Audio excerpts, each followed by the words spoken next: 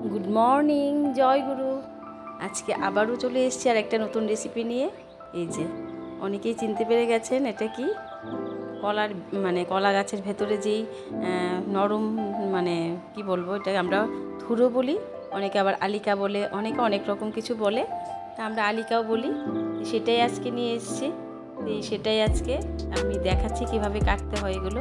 এই যে প্রথমে বাকলগুলোকে ফেলে দিয়েছি, দিয়ে এই যে গোল গোল করে কেটে নিচ্ছি। নিয়ে এটার ভেতরে একটা আঁশের মতো বেরোয়, এই যে সেই আঁশটাকে আমি আঙুল দিয়ে এই যে গোল গোল করে তুলে নিচ্ছি। না তুললে অনেকটা আঁশ আঁশ লাগবে, খেতে ভালো লাগবে না, তার জন্য এরকম করেই কাটতে হয়।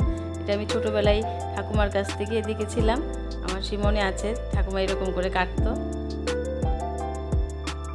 আর এই রান্নাটা আমার ঠাকুমা রান্না করতো, ঠাকুমার কাছ থেকে এটা শেখা। এই রান্নাটা আজকে আমি করছি, সেই পুরনো দিনের রান্নাটা একটু নতুনভাবে করার চেষ্টা করছি, আর কিছু না। ঠাকুমা এভাবেই কাটতো, এভাবেই করতো, সেই কথাটাই মনে আছে। তো এগুলোকে ঠাকুমা একটু নুন দিয়ে মাখিয়ে রেখে দিত, তা আমিও সেইভাবেই একটু নুন দিয়ে মাখিয়ে রেখে দিয়েছি নরম হওয়ার জন্য। আর এখানে সরিষা আর লঙ্কাটাকে আমি বেটে নেব মিক্সিতে। আর এখানে আমি ফ্রাই প্যানে এই যে তেজপাতা আর 5 ফোড়ন দিয়েছি। ঠাকুমা এটার মধ্যে কালি জিরা ফোড়ন দিত, তা আমি আজকে 5 ফোড়ন দিয়েছি। জানি না কীরকম হয়, দেখি খেয়ে কীরকম হবে। আপনারা খেয়ে দেখবেন, যদি ভালো লেগে থাকে অবশ্যই আমাকে বলবেন। আর আপনারাও যদি এই রেসিপিটা করে থাকেন, কিভাবে করেন সেটা আমাকে বলবেন, আমি আপনাদের মতো করে খাওয়ার চেষ্টা করব। যে স্বাদ মতো নুন আর হলুদ আর একটু গুঁড়ো লঙ্কা দিয়েছি একটু কালারের জন্য। যে এখন ভালো করে এগুলোকে একটু ভেজে নেব। এবার আমি একটু ঢাকা দিয়ে দেব। এই যে ঢাকাটা এবার তুলে নিলাম, অনেকটাই নরম হয়ে এসছে। নুন দিয়ে মাখিয়ে রাখাতে আরও নরম হয়ে গেছে। এখন যেটা দিচ্ছি সরিষাটা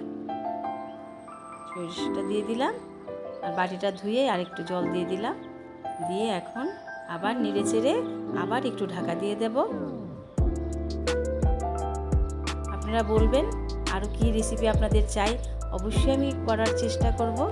আর আমার রেসিপিগুলো যদি ভালো লেগে থাকে অবশ্যই লাইক এবং শেয়ার করবেন। এই যে হয়ে গেছে অনেকটাই। এবার আমি একটু স্বাদ মতো চিনি দিয়ে দিলাম। এখন ধনেপাতা দিয়ে আমি নামিয়ে নেব। সবাই ভালো থাকবেন, প্রচণ্ড গরম পড়েছে, সবাই জলটা বেশি করে খাবেন, ভালো থাকবেন, নিজেকে সুস্থ রাখবেন।